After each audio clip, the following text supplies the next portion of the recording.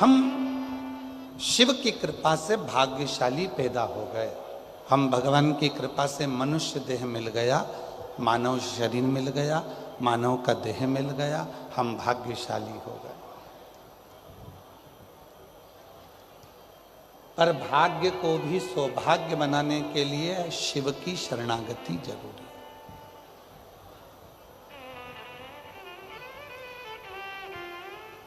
भगवान शंकर की शरणागति जरूरी है। 3 चीजें कही गई।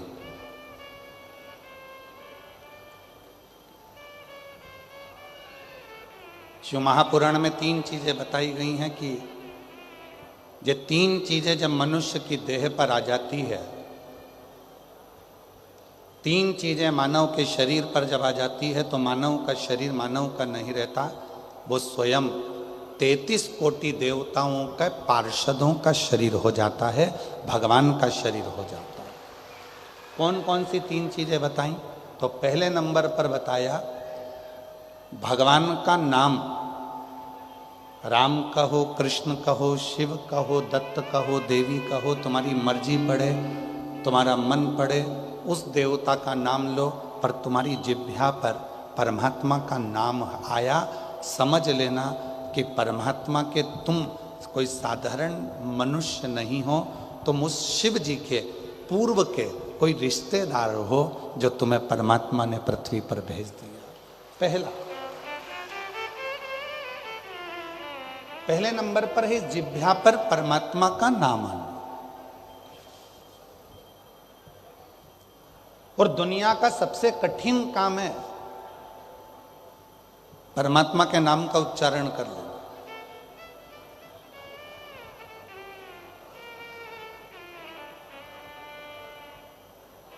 आज के जमाने में माला पकड़ना सरल है,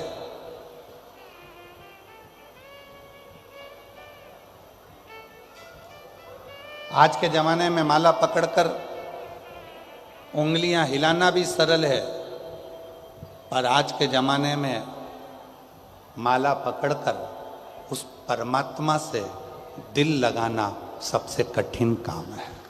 दुनिया का सबसे कठिन काम उस परमात्मा से दिल लगाना।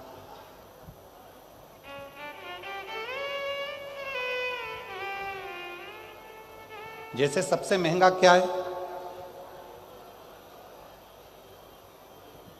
जल्दी बोलो, सबसे महंगा क्या है? सोना महंगा, चांदी महंगा, हीरा महंगा, तांबा महंगा, पीतल महंगा, घर महंगा, जमीन महंगी, प्रॉपर्टी महंगी, जायदाद महंगी। दुनिया में सबसे ज्यादा महंगा क्या है? तो शिव महापुराण में भगवान शंकर नंदी से कहते हैं दुनिया में सबसे ज्यादा महंगा है भरोसा। वो दुनिया का सबसे महंगी चीज है, भरोसा।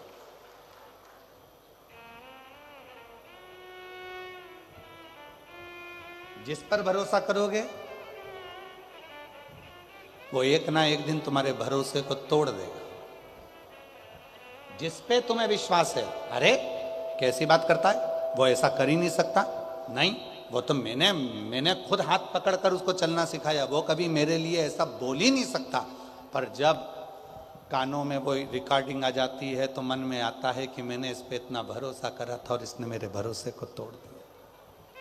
सोना सस्ता है, चांदी सस्ती है, तांबा सस्ता है, पीतल सस्ता है, जमीन सस्ती है, जायदाद सस्ती है, रिश्ते सस्ते हैं, पर सबसे ज्यादा महंगा है तो दुनिया में भरोसा महंगा है। और वो भरोसा इतना महंगा है कि हर किसी पर करा नहीं जा सकता। उस भरोसे को बस कर सकते हो तो अपने आप पर करो। फिर निवेदन ने कल कहा था अपने आप पर, अपने बाप पर और अपने देव अधिदेव महादेव पर इतना भरोसा करना कि ये मुझे पार लगा सके।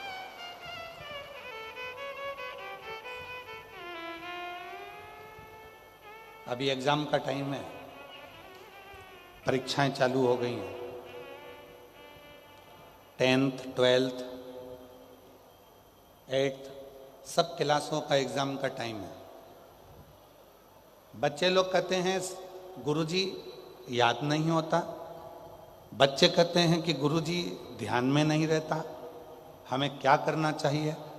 हमारा निवेदन है उन बच्चों से किसी दुनिया के व्यक्ति में वो सामर्थ्यता नहीं है कि तुम्हें उन्नति की सीढ़ी पे चढ़ने से रोक दे।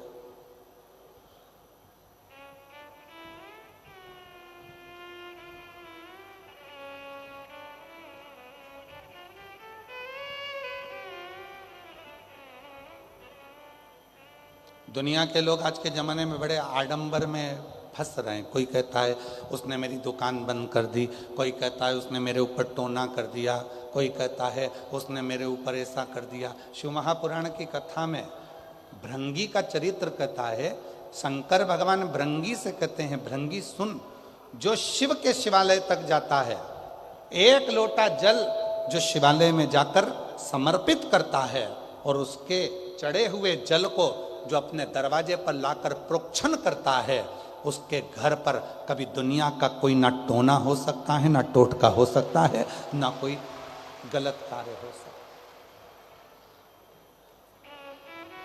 बच्चे कहते हैं गुरुजी याद नहीं रह रहा, बच्चे कहते हैं गुरुजी हमको स्मरण नहीं आता। मेरा उन बच्चों से निवेदन है, एग्जाम का टाइम है, पढ़ाई का टाइम है, अपने मोबाइल को उठाकर साइड में रख दो।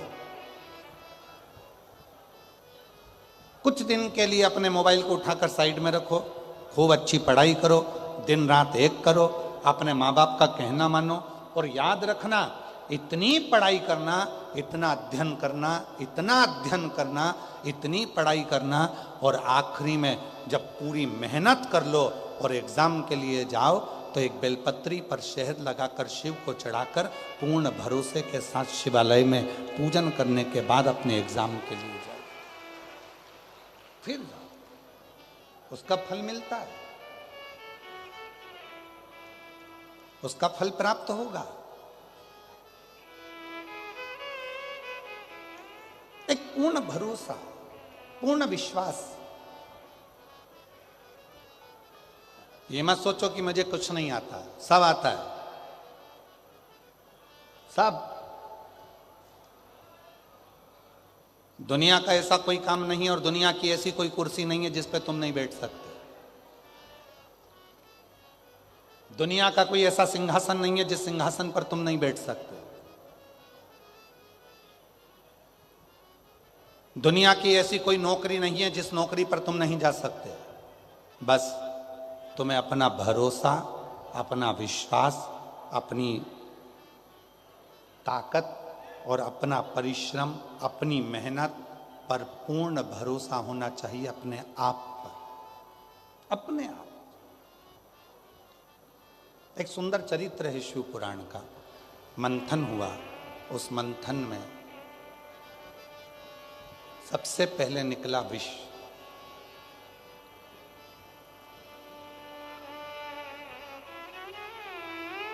देवताओं ने विचार करा कि इस विष को हम किसको देंगे, ये विष कहाँ ले जाकर किसको दें? ये विष निकला है, इस विष को हम किसको दें? इस विष को हम किसको ले जाकर दें? अब देवता विचार करने लगे, अगर ये विष हम किसी को देंगे वो पिएगा, मर जाएगा, तो ये विष हम दें तो दें किसको दें, किसको प्रदान करें, किसको दिया जाए? विष के पात्र को लेकर 33 कोटि देवता मंथन करने लगे, विचार कर।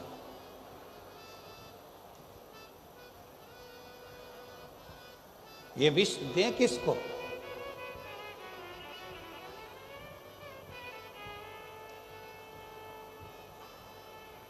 आप लोगों में से बहुत सारे लोग ऐसे बैठे हैं जो चाहते हैं कि हमारे जीवन में हमें अमृत प्राप्त हो, विष नहीं चाहिए। कौन ऐसा व्यक्ति होगा जो जिंदगी में परमात्मा के दरवाजे पर जाकर भगवान देवाधिदेव महादेव से कहता होगा कि मुझे दुख दे दो, मुझे तकलीफ दे दो, मुझे कष्ट दे दो? कोई नहीं होता। फिर भी हमारे पूर्व के कर्म के अनुसार हमें वो दुख मिलता ही है। हमारे पूर्व के कष्ट, पूर्व का हमारा जो किया गया कर्म है उसके अनुसार हमें दुख प्राप्त होता ही है। इसलिए शिव पुराण बार बार कहती है मत बुरे कर्म कर बंदे, वरना पछताएगा। भगवान की आंखों से तू बच नहीं पाएगा, तू तू बच नहीं पाएगा। अरे ओ अज्ञानी मत कर नादानी, अरे ओ अज्ञानी मत कर नादानी। तेरे कर्म का फल भी तू ही पाएगा, जैसा किया तूने तेरे आगे आएगा। मत बुरे कर्म कर बंदे, वरना पछताएगा। भगवान की आंखों से तू बच नहीं पाएगा, तू बच नहीं पाएगा। अरे ओ अज्ञानी मत कर नादानी, अरे ओ अज्ञानी मत कर अपने कर्म का भोग अपने को भोगना है। सुख मांगोगे तो भी तुम्हें दुख मिल रहा है, हमारे पूर्व का कर्म है। अच्छा मांगा तो भी दुख मिल रहा है, हमारे पूर्व का कर्म। फिर किसी ने पूछा कि हमारे पूर्व के किए हुए कर्म को हम कहां पर जाकर काटें? जैसे गेहूं को चक्की पर ले जाना पड़ता है, वहां पिसा जाता है। बाल कटाना है तो नाई की दुकान पर जाना पड़ता है, बाल कट जाते हैं। उसी तरह अपने कर्म को काटने के लिए जो शिव महापुराण की कथा में जाकर बैठता है, उसका पूर्व का किया गया कर्म कट जाता है।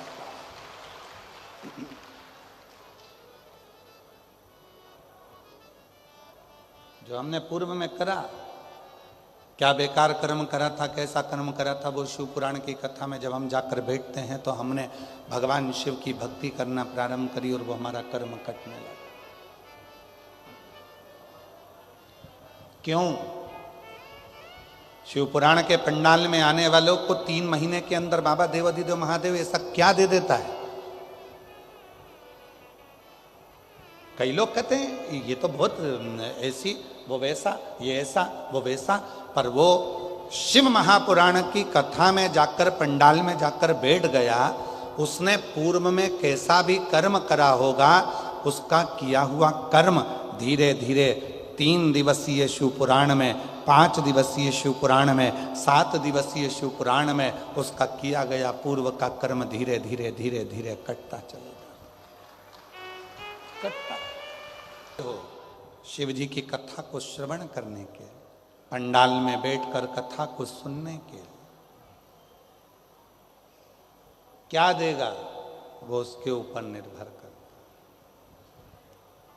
शादियों का सीजन चल रहा है। जिस दिन हम आए थे डबरा में, रोड पे डीजे और घोड़ी, डीजे और घोड़ी, रथ घोड़ी डीजे, इतनी बारात लग रही थी, इतनी बारात लग रही थी। हमने मन में सोचा आज ही निपट गए सारे, एक ही दिन पूरे। आज की आज सबका ब्याह हो गया। डबरा में जहाँ देखो लाइन से घोड़ा घोड़ी खड़े, लाइन से दूल्हा दूल्हे, और सब जितने बाराती थे सबके नाचने की डिजाइन भी अलग थी। सब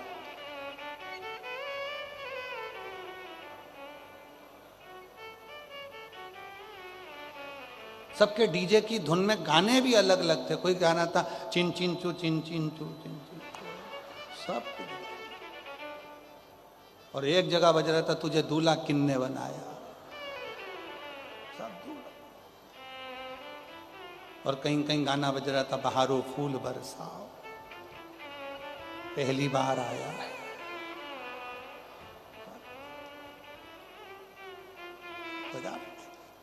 इतनी लाइन लगी।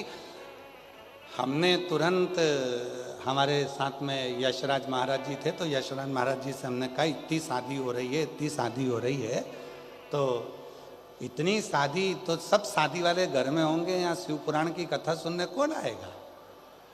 पर गजब है, जिसकी जिसकी रिश्तेदारी जिससे होती है उसके यहाँ लोग पहुंच ही जाते हैं।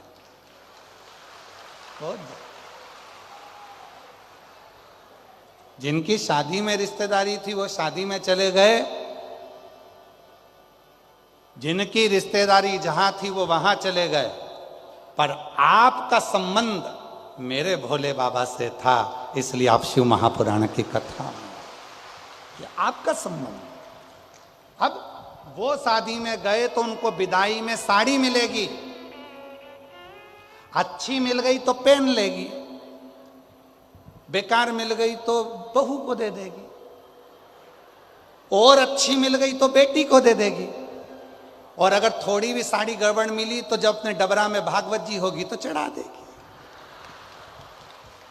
सीधी सीधी बात है, भले तुम्हें बुरा लग जाए, और जो सही है वो सही है। वहां विदाई में, शादी में साड़ी मिलती है, वहां विदाई में मिठाई का डब्बे में 4 खोपरा पाक, 6 मठरी, बोलो बोलो सही है, और 3 बालूशाही धरी हुई मिलती है।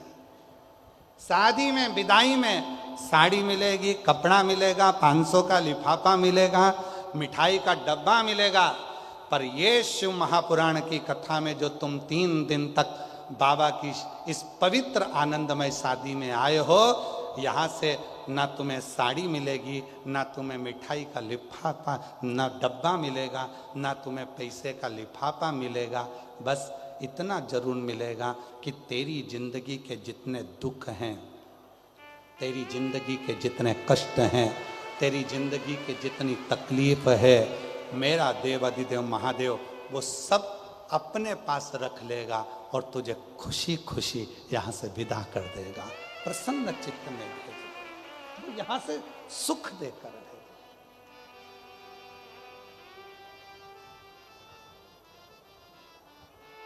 और मेरे भोले तेरा सहारा है, मेरे भोले तेरा सहारा है, मेरी नैया का तू किनारा है, मेरी नैया का तू किनारा है। मेरे बाबा तुझे पुकारा है, मेरे बाबा तुझे पुकारा है, मेरी नैया का तू किनारा है, मेरी नैया का तू किनारा है। उसकी शरणागति में जब हम बैठेंगे सुख का अनुभव होगा। और कितना अनुभव। कथा चालू हुई उसके पहले का समय निकाल लो, धूप अपनी तीव्र तेज देता है। किसी भी पंडाल में जाकर कभी भी शिव पुराण की कथा सुनना, कितनी भी तेज गर्मी पड़ रही हो, कितनी भी तेज धूप पड़ रही हो, जैसे ही शिव पुराण की कथा चालू होगी, धूप कितनी भी तेज पड़ रही हो, पर कथा जितनी देर तक चलती है उतनी देर तक सूरज को भी अपनी रोशनी कम करना पड़ता है, शिव भक्त के लिए थोड़ी छाया करना पड़ता है। और जो बाहर बैठे होंगे वो अंदाजा लगा रहे होंगे कि जब से कथा चालू हुई तब से सूर्य के नीचे एक बादल का टुकड़ा आकर अड़ जाता है और वो शिव भक्तों को थोड़ी थोड़ी छांव कर देता है, उसको छाया करता है, शीतलता देता है। उसकी कृपा है, करुणा है, दया है, क्या नहीं देता वो। यदि विश्वास पक्का है, फिर निवेदन आप सबसे सरल है कलयुग में भगवान शिव की विरल भक्ति। कुछ नहीं देना है, एक लोटा जल सारी समस्या का, कुछ नहीं देना। आडंबर में पड़ना नहीं है, ढोंग ढकोसले में पड़ना नहीं है, इधर उधर कहीं फालतू के प्रपंच में पड़ना नहीं है। जैसे ही थोड़ी बहुत तकलीफ आए, लोटा उठाओ, मंदिर जाओ, शिव जी को जल चढ़ाओ, मंदिर में झाड़ू पोछा करो। उसका देखो सबसे सरल, आप और हम अगर सतयुग में जन्म लेते तो हमें पूजन अर्चना ज्यादा करना पड़ती। आप और हम त्रेता में जन्म लेते तो हमें तप साधना ज्यादा करना पड़ता। आप और हम द्वापर में जन्म लेते तो हमको तप साधना ज्यादा करना पड़ता।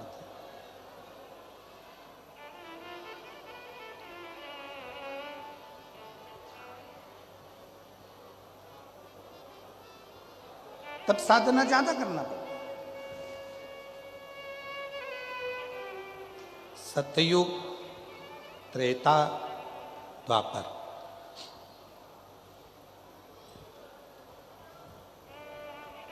यज्ञ करो, अनुष्ठान करो, जप करो, साधना करो, व्रत करो, पर यदि आज आप और हम कलयुग में जन्म लिए हैं तो ना हमको बहुत यज्ञ करने की जरूरत पड़ेगी, ना हमें बहुत साधना करने की जरूरत पड़ेगी, ना हमको ज़्यादा तप करने की जरूरत पड़ेगी, ना हमको ज़्यादा व्रत करने की जरूरत पड़ेगी।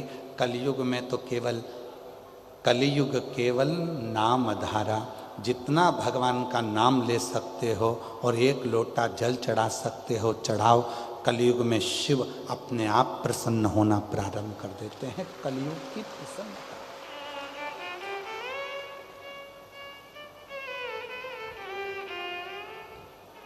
बहुत कुछ नहीं।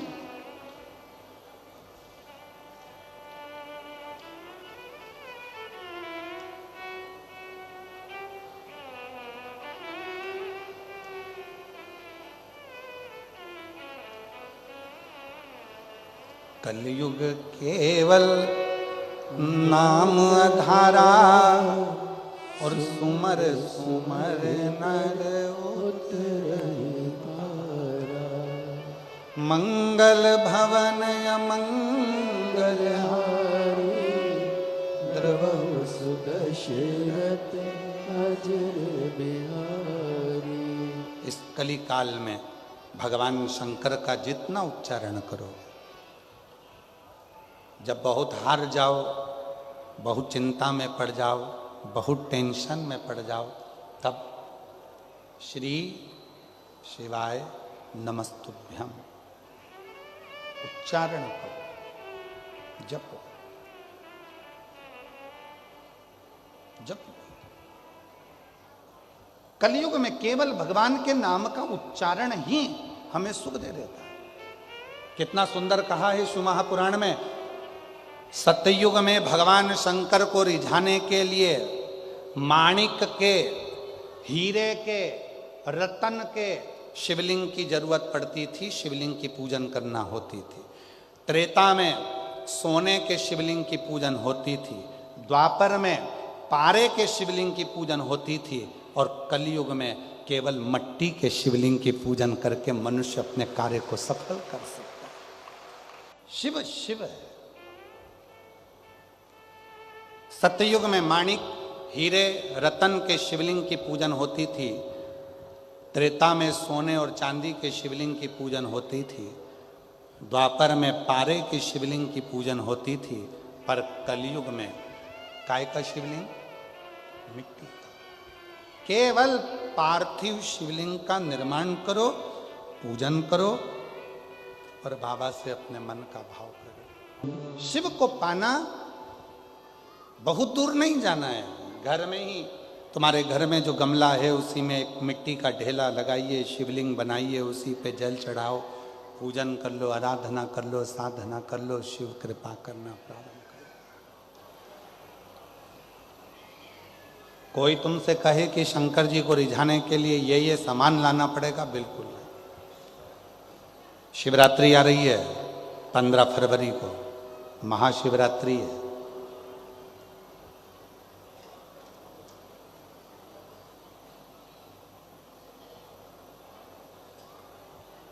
कितना भी विशाल रोग है शरीर में, कितना भी,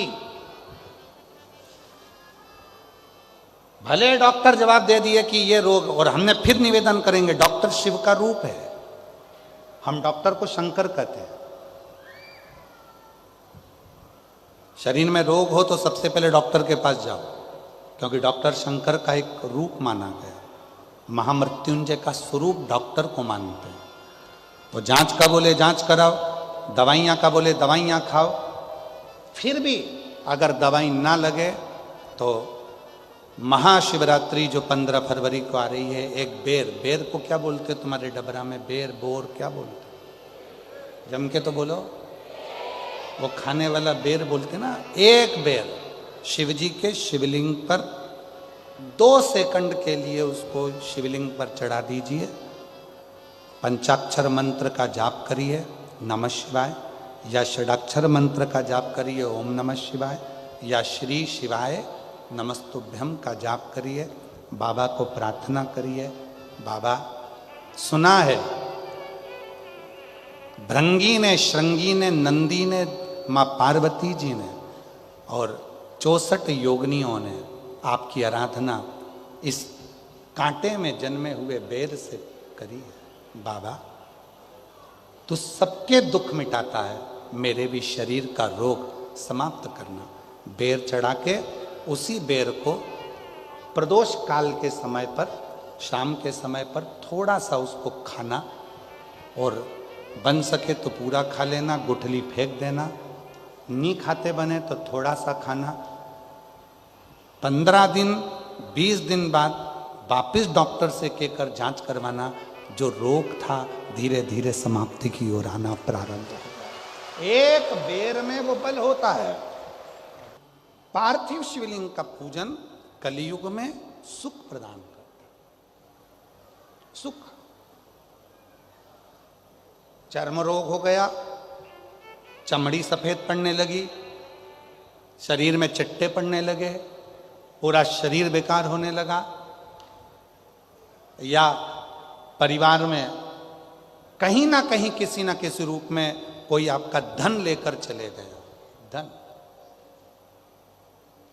नहीं दे रहा, बहुत प्रयास कर लिया, खा गया, कहीं चले गया, नहीं दे रहा। गेहूं की एक बाली भगवान देव अधिदेव महादेव को महाशिवरात्रि के दिन समर्पित करिए। उसी बाली को अगर धन लेकर कोई व्यक्ति, बाली का एक नियम है, बाली देखिए आप लोगों ने गेहूं की बाली का नियम है, कपड़े में अगर उसको डाला जाता है तो वो बाली उल्टी चलती है, ऊपर की ओर चढ़ती है।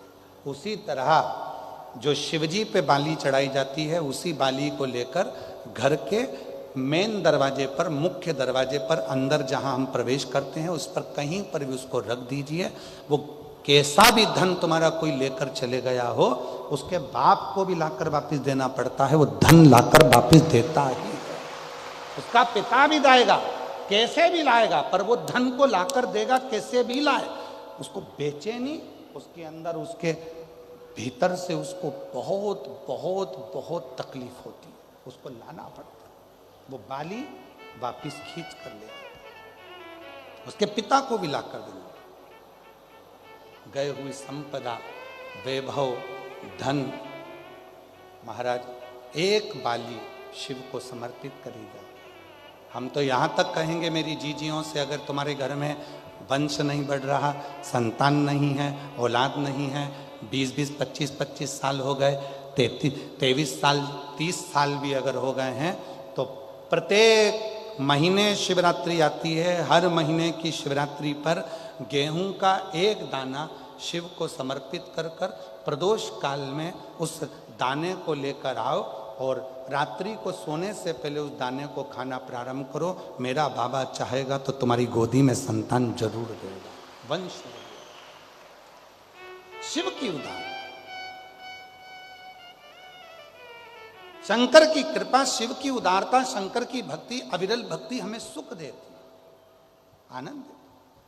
एक पार्थिव शिवलिंग का निर्माण, हम सतयुग में नहीं है, हम सतयुग में नहीं है कि हमें हीरे के शिवलिंग बनाना पड़े, माणिक शिवलिंग बनाना पड़े, रतन के शिवलिंग बनाना पड़े। ना हम त्रेता में कि हमें सोने के और चांदी के शिवलिंग बनाना पड़े। ना हम द्वापर में हैं कि हम पारत का शिवलिंग बनाए। हम तो कलयुग में हैं, और कलयुग में भोलेनाथ जी की भक्ति का सबसे सुंदर तरीका है पार्थिव शिवलिंग का पूजन करो।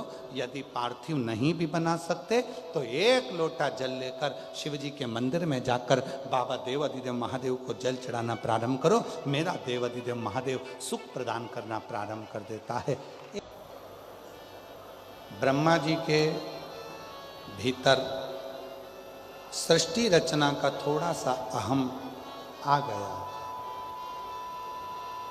जिसको स्वयं भगवान शंकर ने काल भैरव को प्रकट कर कर ब्रह्मा जी का शीश कटा, और कटे हुए शीश से बट वृक्ष उत्पन्न हुआ। जिस बट वृक्ष के नीचे स्वयं देवाधिदेव महादेव विराजमान हुए, और शिव जी का नाम बटकेश्वर महादेव पड़ा। बोल बटकेश्वर महादेव।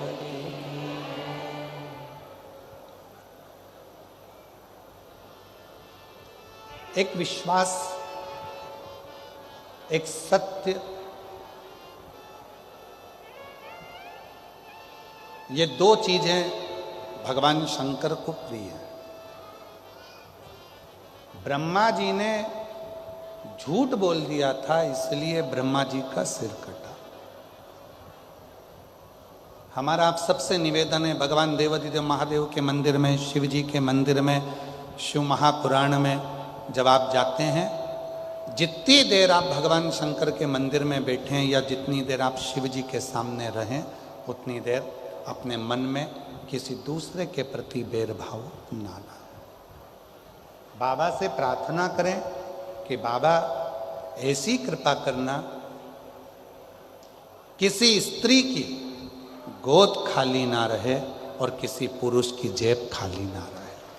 इतनी कर, ये दो चीजें। जिस नारी के संतान नहीं होती है, बच्चे नहीं होते हैं, उस नारी को बहुत सुनना पड़ता है। जिस नारी को औलाद नहीं होती है, उसको बहुत सुनना पड़ता है। दुनिया के लोग बहुत ताना देते हैं, अपशब्द कहते हैं, गालियां देते हैं, आड़ा खड़ा कहते हैं। और एक जिस पुरुष की जेब खाली रहती है, जिसके पास धन नहीं होता, पैसा नहीं होता, उसको भी बहुत सुनना पड़ता है। बाबा से रोज प्रार्थना करा करो, किसी नारी की गोद को खाली ना रखना और किसी पुरुष की जेब को खाली ना रखना।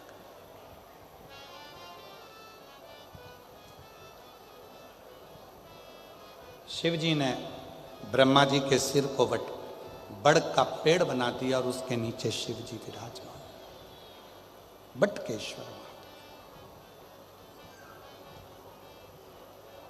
जब आप लोग कुबेरेश्वर धाम जाएं,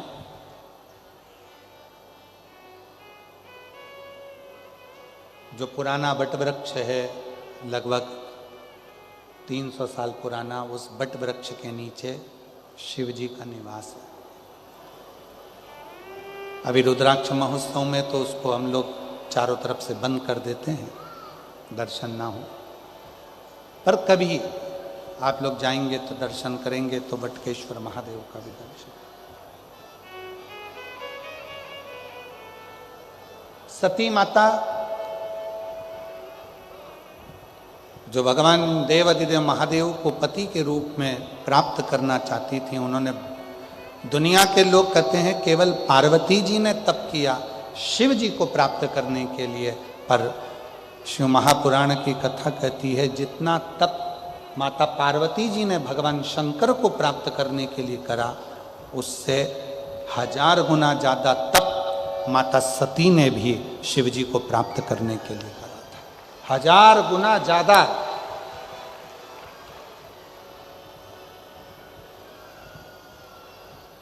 और ये तप की ही साधना होती है। आप और हम जब कहीं किसी स्थान पर जाते हैं, दर्शन करते हैं, तो वहां तप की ही तो साधना है। ददरुआ वाले महाराज जी बैठे हुए हैं, डॉक्टर हनुमान जी के नाम से प्रसिद्ध स्थान है, जहाँ पर पूर्व में हम भी 2 साल पहले शिव महापुराण की कथा वहाँ कर चुके। सिद्ध स्थान। कल धोमेश्वर बाबा का दर्शन करने के लिए गए थे, वहाँ भी दर्शन किया। बड़ा सिद्ध स्थल। और आने वाले समय में डबरा का जो ये नवग्रह मंदिर है, जहाँ पर नवग्रह देवता अपने परिवार के साथ बैठ रहे हैं, आने वाले समय में दुनिया के लोग यहाँ भी शक्तिपीठ पर दर्शन करने के लिए पूरा विश्व का व्यक्ति है। 14 साल से इस मंदिर का निर्माण चल रहा था। 14 साल हो गए इस मंदिर को बनाते बनाते बनाते बनाते, और 14 साल से मंदिर का निर्माण होते होते अब डबरा में नवग्रह मंदिर का निर्माण पूर्ण हुआ है। और बड़े किस्मत वाले हैं आप सब डबरावासी, डबरा के आसपास के रहवासी, जिनको ये दिव्य भगवान की प्राण प्रतिष्ठा महोत्सव का दर्शन करने का सौभाग्य प्राप्त हो। किस्मत वाले। जितना तप पार्वती जी ने करा, उससे 1000 गुना ज्यादा तप माता सती ने किया।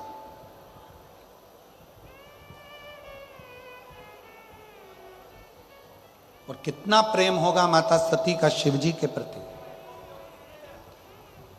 थोड़ा ध्यान लगाइएगा कथा में। पार्वती माता ने तप किया, पाषाण में से शंकर जी को प्रकट नहीं कर पाई। थोड़ा ध्यान दीजिएगा कथा पर, थोड़ा ध्यान रखिएगा। भगवान शंकर की कथा, शिव जी की कथा, पाषाण में से पार्वती जी शिव जी को प्रकट नहीं कर पाए। पाषाण में से पार्वती जी भगवान देवादिदेव महादेव को प्रकट नहीं कर पाए, पर केवल एक माता सती ऐसी थी जो पाषाण की मूर्ति में से भी भगवान देवादिदेव महादेव को प्रकट कर लिया।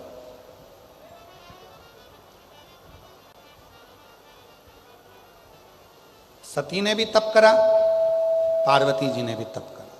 सती ने भी शिव का नाम लिया, पार्वती जी ने भी शिव जी का नाम लिया। सती ने भी भगवान शंकर की आराधना करी, पार्वती जी ने भी शिव जी की आराधना करी। दोनों भगवान शंकर की आराधना कर रहे हैं, दोनों भगवान शिव की साधना कर रहे हैं। दोनों भगवान देवादिदेव महादेव की अवरत भक्ति कर रहे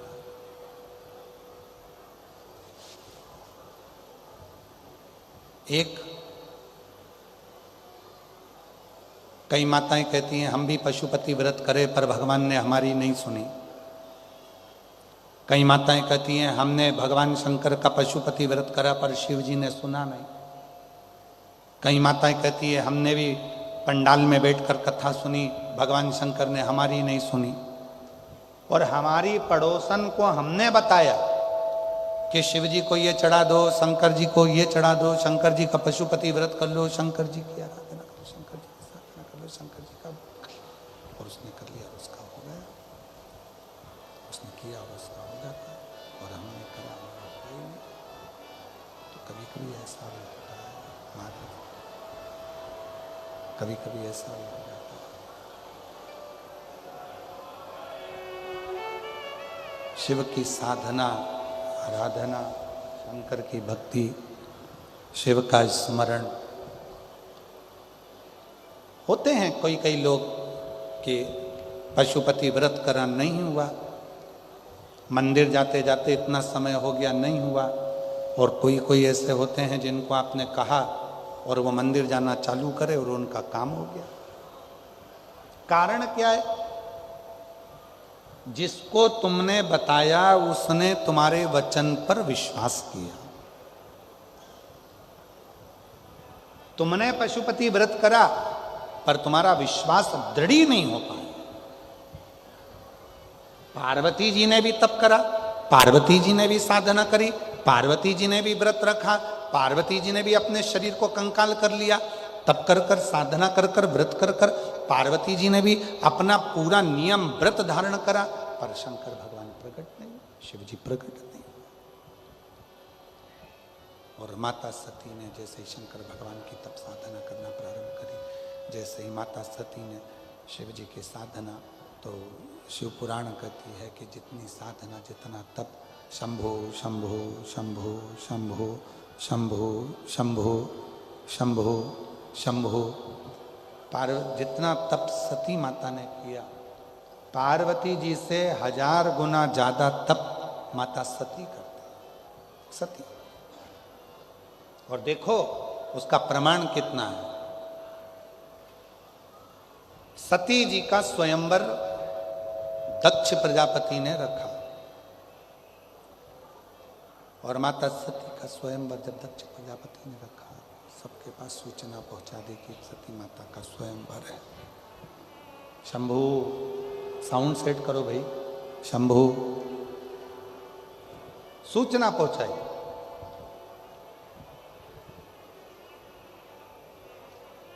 सती माता के पास में सती जी के उस स्वरूप का आनंद कर कर सारे नगर में सब दूर सूचना दी गई, सब जगह, और सूचना दी कि सती का स्वयंवर है, सती का स्वयंवर। सारे देवता माता सती के स्वयंवर में आए।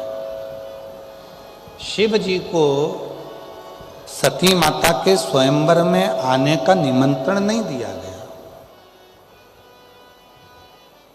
भगवान देवाधिदेव महादेव को सती जी के स्वयंवर में आने का निमंत्रण नहीं मिला।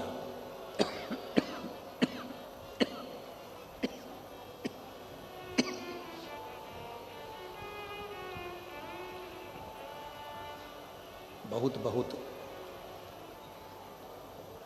कोई निमंत्रण नहीं, कोई निमंत्रण नहीं। और उल्टा दक्ष प्रजापति को मालूम था कि सती जी शिव जी की साधना करती हैं, शिव जी की आराधना करती हैं, भगवान शंकर की अविरल भक्ति को धारण करती हैं, शिव का भजन करती हैं। चाहते तो दक्ष प्रजापति सती जी का विवाह शिव जी से कर देते, शंकर जी से कर देते, पर नहीं।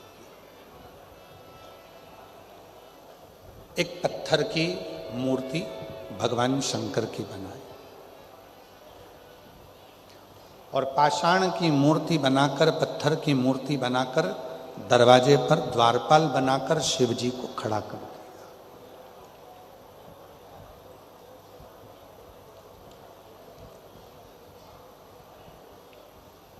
एक पाषाण की मूर्ति बनाकर, पत्थर की मूर्ति बनाकर, देवाधिदेव महादेव की पत्थर की मूर्ति बनाकर दरवाजे पर खड़ी कर दी। सारे देवता अंदर प्रवेश कर रहे थे। सबने देखा कि बताओ, ब्रह्मा जी अंदर हैं, विष्णु जी अंदर हैं, इंद्र अंदर हैं, गरुण अंदर हैं, वरुण अंदर हैं, 33 कोटि देवता अंदर विराजे हैं, पर शंकर भगवान की पत्थर की मूर्ति बनाकर दरवाजे पर खड़ा कर दी, दरवाजे पर मूर्ति खड़ी कर दी। तब सती मैया का भक्ति शिव जी के प्रति कितनी थी, सती माता का विश्वास शिव जी के प्रति कितना था, सती माता का भरोसा शंकर जी के प्रति कितना था। सती माता जयमाला लेकर आई, ब्रह्मदेव के सामने से निकल कर गई, विष्णु जी के सामने से निकल कर गई, इंद्र गरुण वरुण के सामने से निकल कर गई। इतने में सती माता के पास में जो उनकी सहेली चल रही थी, सखी, उसने कहा, सती, तू जिसको प्रेम करती है, तू जिसको स्नेह करती है, तू जिसका भजती है, तू जिसका भजन करती है, उन देवाधिदेव महादेव को तो इस स्वयंवर में बुलाया भी नहीं है।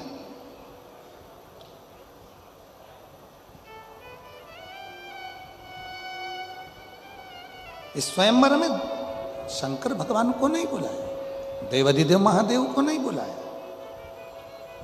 बल्कि देवाधिदेव महादेव की एक पत्थर की मूर्ति बनाकर दरवाजे पर खड़ी कर दी। इतना तो माता सती ने सुना था, पूरी सभा भरी पड़ी हुई थी, सती का विश्वास कितना पक्का था। सती माता ने सुना कि मैं जिसको वरना चाहती हूं उसको दरवाजे पर द्वारपाल बनाकर खड़ा कर दिया। वो दरवाजे पर द्वारपाल बनकर खड़ा हुआ। जिसको मैं वरना चाहती हूँ, जिसको मैं अपना बनाना चाहती हूँ, जिसको मैं प्रेम करती हूँ, वो दरवाजे पर द्वारपाल बनकर खड़ा हुआ। सती माता ने वो जयमाला को लिया और सती माता ने जयमाला को लेकर, माता सती उस जयमाला को लेकर दौड़कर घर के दरवाजे से बाहर निकली और जो भगवान शंकर की पत्थर की मूर्ति बनाकर अपमानित करने के लिए द्वार के पास में रखा था, दक्ष प्रजापति ने, सती माता ने उसी मूर्ति के गले में जयमाला पहना दी और शिव जी उसमें से प्रकट हुए। शिव जी उसमें से प्रकट हो गए, भगवान शंकर उसमें से प्रकट हो गए, भगवान देवाधिदेव महादेव उसमें से प्रकट हो गए। जरा विचार करिए, पार्वती मैया ने इतना तप करा, पार्वती माता ने इतनी साधना करी, पार्वती माता ने इतना तप करा, तो भी भगवान शंकर पाषाण में से प्रकट नहीं हो पाए। उनसे 1000 गुना ज्यादा तप, साधना, व्रत सती माता ने किया था। इसलिए एक माला पहनाते से ही भगवान शंकर की उस मूर्ति में से भगवान शंकर प्रकट हो जाते, उस मूर्ति में से शिव जी प्रकट हो जाते, भगवान शंकर की उस मूर्ति में से भगवान शिव प्रकट हो जाते हैं, शंकर भगवान प्रकट हो जाते हैं। ये शिव की कृपा है, शंकर की करुणा है, शिव की साधना है, शंकर की उदारता है। शंकर भगवान की ये तप साधना करने वाली सती माता कोई साधारण नहीं है, साधारण। होते हैं कई लोग कहते हैं कि महाराज हमने करा और हमको फायदा नहीं मिला, तो हो सकता है तुम्हारा विश्वास प्रबल ना हो। शिव की भक्ति में विश्वास जरूरी है, और जैसे सती का विश्वास है, जैसे सती माता का भरोसा, ऐसा विश्वास तुम्हारे भीतर हो, ऐसा भरोसा तुम्हारे भीतर हो। और जब तुम्हारे भीतर भरोसा होगा, विश्वास होगा, तो शिव मिलेगा जरूर, शंकर प्राप्त जरूर होगा। देखिए,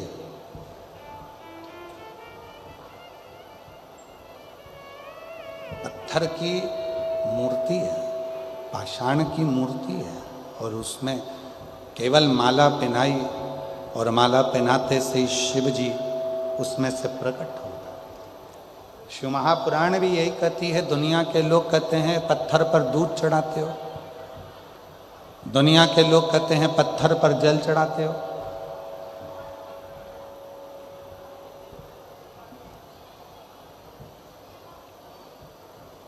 क्या मिलेगा पत्थर पर दूध चढ़ाने से, क्या मिलेगा पत्थर पर जल चढ़ाने से?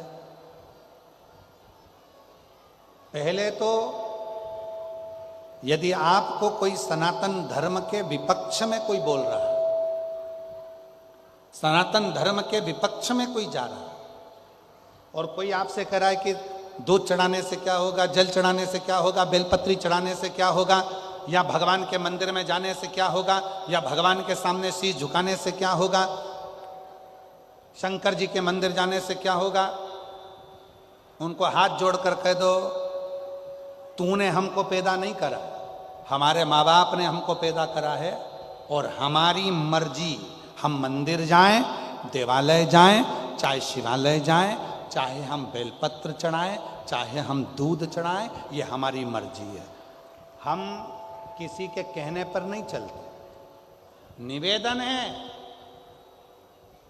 जैसे टीवी का रिमोट किसी दूसरे के हाथ में दोगे तो दूसरे के पसंद के नाटक देखना पड़ेंगे, कार्टून देखना पड़ेंगे, उसी तरह अपना रिमोट दूसरे के हाथ में मत सौंपो कि कोई कहेगा कि मंदिर जाओ तो मंदिर जाएंगे, कोई कहेगा मंदिर मत जाओ तो नहीं जाएंगे, कोई ने कह दिया जल मत चढ़ाओ तो जल नहीं चढ़ाएंगे, कोई कह दे बेलपत्र मत चढ़ाओ तो बेलपत्र नहीं चढ़ाएंगे, कोई कह दे ऐसा मत करो तो वैसा नहीं करेंगे। अपना रिमोट अपने हाथ में रखो। पढ़ाई तुमने करी है, विद्याध्ययन तुमने करा है, मेहनत तुम कर रहे हो, संघर्ष तुम कर रहे हो और उन्नति की सीढ़ी पे तुम्हें आगे बढ़ना है, तो अपनी दिल की सुनो, किसी दूसरे की नहीं। अपना मन कहे वैसे चलो। कोई साथ नहीं देता महाराज, कोई नहीं। कौन साथ देगा?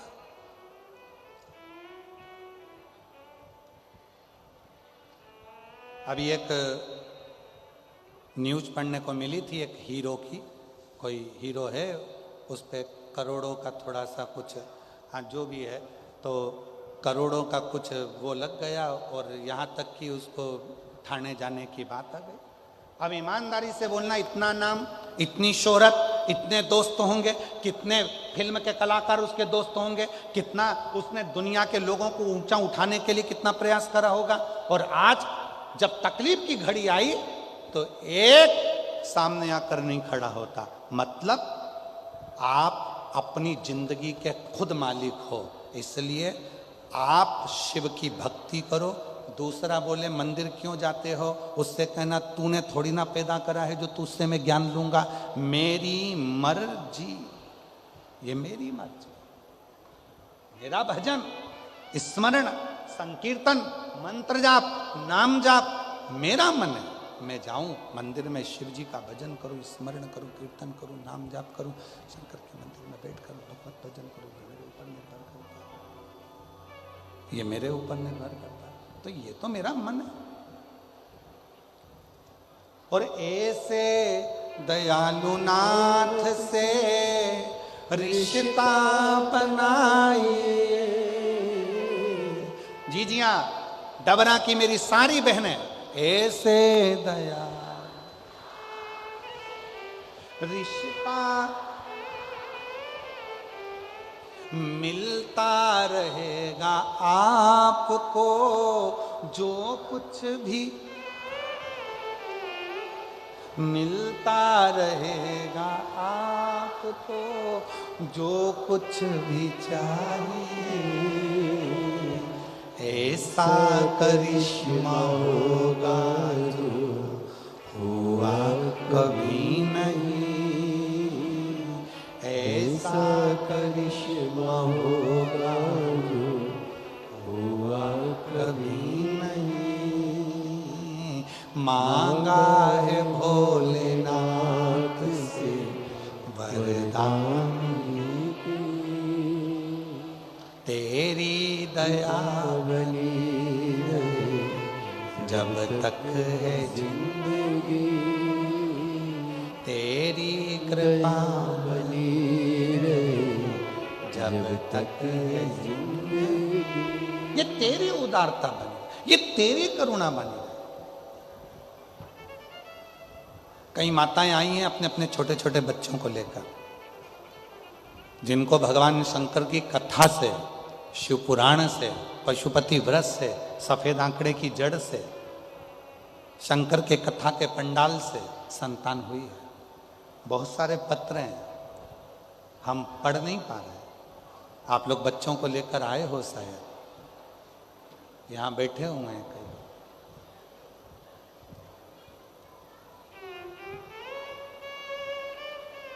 विश्वास था, भरोसा था तो प्राप्ति हुई ना। पार्वती जी ने भी तप करा। मां जगतजननी जगदम्बा अम्बा पार्वती जी ने साधना करी, बाल्यावस्था में भगवान शिव की आराधना करी।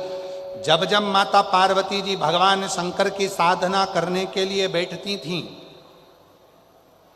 जब जब माता पार्वती भगवान शंकर की साधना करने के लिए बैठती थीं, तब कोई ना कोई असुर, कोई ना कोई तकलीफ देने वाला आ ही जाता था। ये निश्चित है। आप मंदिर जाना चालू करो, लोग आपको ताना देना चालू कर देंगे। सती सावित्री बन गई, मंदिर जा रही है, झाड़ू लगा रही है, पोछा लगा रही है, अपशब्द कहें, ताने देंगे, कहेंगे लोग।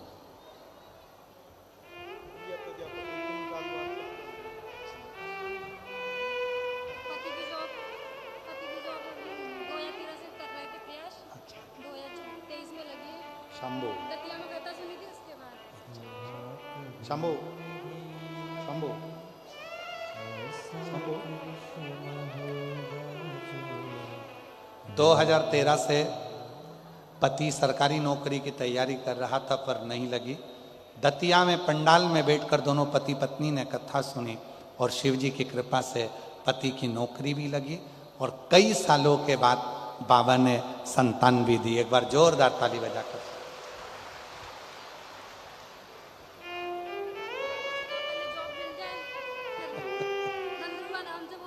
ये दोनों का एक पति का, ठीक है। शिव